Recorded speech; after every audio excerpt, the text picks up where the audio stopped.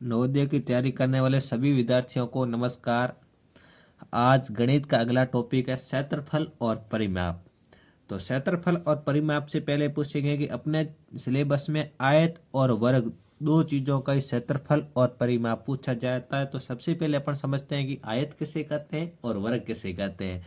चार भुजाओं से घिरी बंद आकृति व आमने सामने की भुजाएं बराबर हो उसे बोलते हैं आयत। आयत की विशेषता होती है कि चारों भुजाओं से घिरी बंद आकृति होनी चाहिए और आमने सामने की भुजाओं की लंबाई बराबर होनी चाहिए।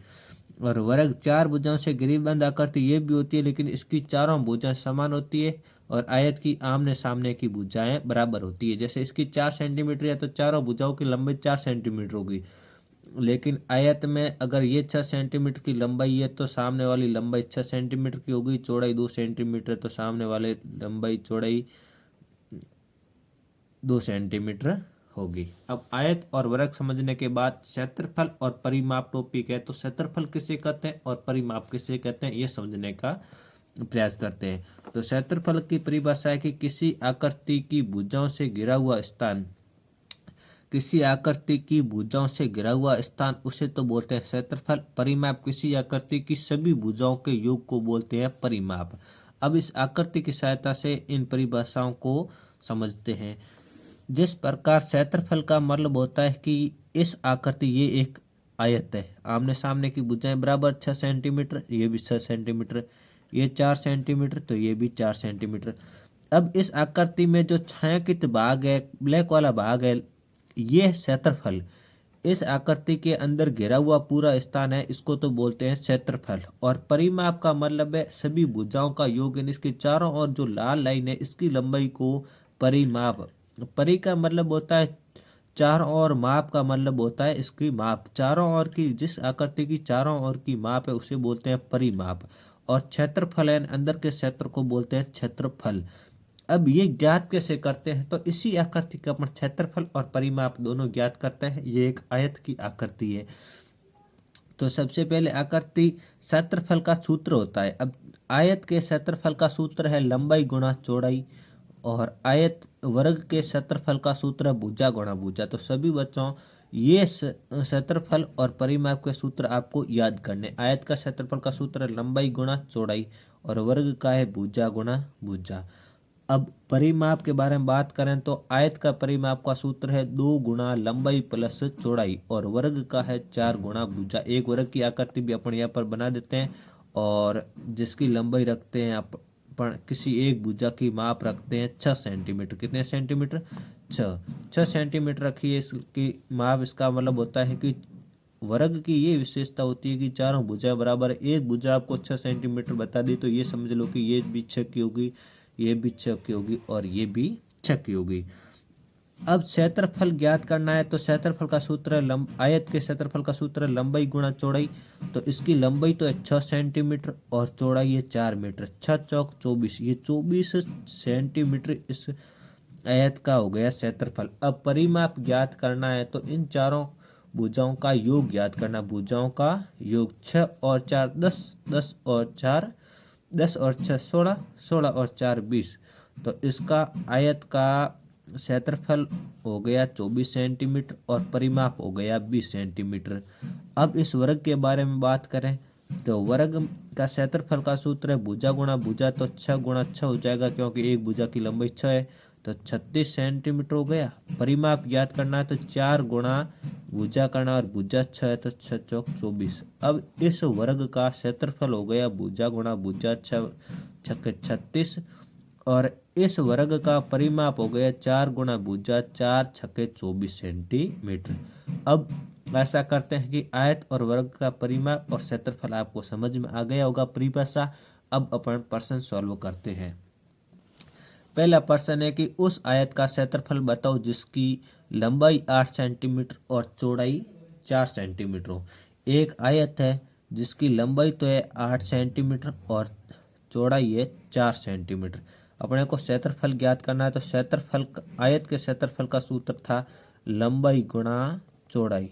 इसको शॉर्टकट में लिख रहा हूँ, लंबाई गुणा चौड़ाई। लंबाई 8 लंबाई है 8 सेंटीमीटर और चौड़ाई है 4 सेंटीमीटर। तो लंबाई गुणा चौड़ाई करेंगे तो 8 चौक 32 हो गए। कितने हो गए? 32 सेंटीमीटर स्क्वायर इस आयत का क्षेत्रफल हो जाएगा।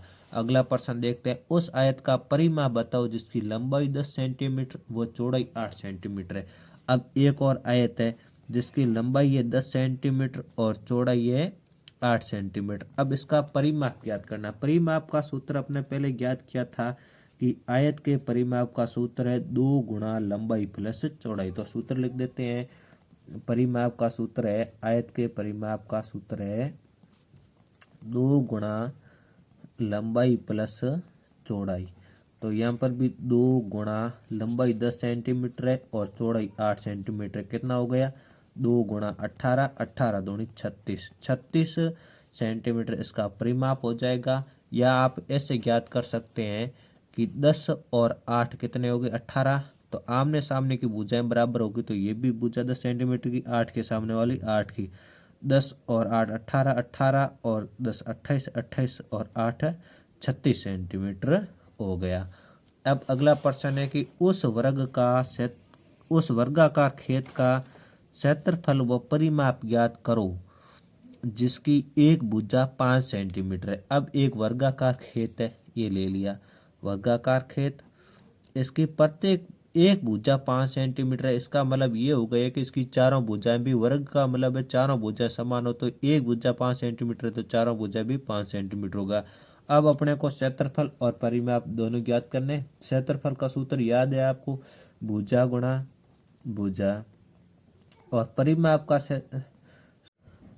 चलो बच्चों, वीडियो थोड़ा बीच में रोक कट गया था, वापस समझने का प्रयास करते हैं कि परिमाप का सूत्र होता है 4 गुणा भुजा। अब ये सूत्र लिखने के बाद अपने पास भुजा लंबाई वर्ग की चारों भुजाओं की माप समान होती है। तब भुजा गुणा भुजा करना है तो 5 गुणा 5 कर दिए, 25 सेंटीमीटर आ गया। और परिमाप ज्ञात करना है तो 4 गुणा भुजा सूत्र है तो 4 इंटू 5 कर दिया, 4 पंजे 20 होते हैं। ये आ गया परिमाप और ये आ गया क्षेत्रफल। अब इसका मतलब ये हुआ कि उस वर्गाकार खेत का ये जो बीच वाला एरिया ये तो है 25 सेंटीमीटर का और इसकी लंबाई है 5, 10, 5 ये 15, 5। परिमाप का मतलब चारों ओर की भुजाओं की योग करना है और चारों ओर की भुजाओं की माप का योग 20 सेंटीमीटर हो जाएगा। ये अपना उत्तर आ गया। अब अगला प्रश्न समझते हैं। अगला प्रश्न है कि एक आयताकार खेत की चौड़ाई उसकी लंबाई की आधी है। यदि खेत की लंबाई 200 मीटर हो तो खेत का परिमाप ज्ञात कीजिए। अब अपने को एक खेत की केवल और केवल लंबाई दी है। क्या दी है? लंबाई दी है। और लंबाई दी है 200 मीटर। अपने को लंबाई 200 मीटर दी है। अब अपने को एक तो ज्ञात करनी है चौड़ाई और एक इस खेत का परिमाप ज्ञात करना है। तो चौड़ाई के ऊपर कंडीशन ये दे रखी है कि चौड़ाई लंबाई की आधी है। अगर 200 का आधा कितना होगा? चौड़ाई लंबाई की आधी है तो 200 का आधा हो जाएगा 100 सेंटीमीटर। इसका मतलब ये हुआ कि खेत की चौड़ाई हो गई 100 सेंटीमीटर। अब चौड़ाई ज्ञात करने के बाद परिमाप ज्ञात करना है। और आयत के परिमाप का सूत्र आपने याद किया था कि 2 गुणा लंबाई प्लस चौड़ाई। या तो ये ज्ञात कर लो या परिमाप का परिभाषा मैंने समझाई थी कि चारों भुजाओं का योग ज्ञात करना। आमने सामने की भुजाएं बराबर 200 मीटर का, ये भी 200 मीटर हो जाएगा। 100 मीटर की ये तो ये भी 100 मीटर की हो जाएगी। 200, 300, 4, 500 और 600। या तो सीधा निकाल दो कि 600 सेंटीमीटर इसका परिमाप है। या इस सूत्र से ज्ञात करोगे तो 2 गुणा लंबाई 200 मीटर प्लस चौड़ाई 100 मीटर, ये हो गया बराबर 2 गुणा 200 और 1 300 हो गया। कितना हो गया? 300। 300 दूनी हो गया 600। 600 सेंटीमीटर इसकी हो जाएगी परिमाप उस खेत का। अगला प्रश्न है कि एक वर्गाकार खेत का क्षेत्रफल 36 वर्ग मीटर है। खेत का परिमाप ज्ञात करो। एक वर्गाकार खेत है, वर्गाकार खेत है, इसका अपने को क्षेत्रफल दे रखा है। क्षेत्रफल का मतलब होता है भुजा गुणा भुजा। क्या होता है? भुजा गुणा भुजा। और ये अपने को 36 दे रखा है। तो ऐसी दो संख्या बताइए जिसको आपस में गुणा करने पर 36 आ जाए। तो अपन अनुमान लगा सकते हैं कि 4 चौक 16 होता है, 5 पंजे 25 होता है और 6 छक्के 36 होता है। 6 छक्के क्या होता है? 36 होता है। तो अब भुजा गुणा भुजा, भुजा हो गई 6 तो इसके मान लो कि ये 6 सेंटीमीटर है, ये भी 6 सेंटीमीटर है, चारों भुजाओं की माप 6। अब परिमाप ज्ञात करना है। परिमाप वर्ग का परिमाप है, सूत्र याद करो, रिकॉल करो कि 4 गुणा भुजा। परिमाप का सूत्र क्या था? वर्ग के परिमाप का सूत्र 4 गुणा भुजा। तो 4 गुणा भुजा की लंबाई 6 सेंटीमीटर है, तो 24 हो गया। देखो इस प्रश्न को दोबारा समझने का प्रयास करते हैं कि क्षेत्रफल अपने को 36 दिया था, क्षेत्रफल का सूत्र था भुजा गुणा भुजा। अब किस संख्या को आपस में गुणा करें कि 36 आ जाए? तो अपन 4 से शुरू किया था, 4 चौक 16 होता है, 5 पंजे 25 होता है, 6 मंग 36 होता है, 6 छक्के 36 होता है। तो यहाँ पर 6 रख दिए क्योंकि अपने को 36 चाहिए था। 6 गुणा 6 36, अपने को भुजा निकला आ गई 6 सेंटीमीटर। अब परिमाप ज्ञात करना है, तो परिमाप का सूत्र था 4 गुणा भुजा, तो 4 गुणा 6 यह 24 हो गए ये उत्तर।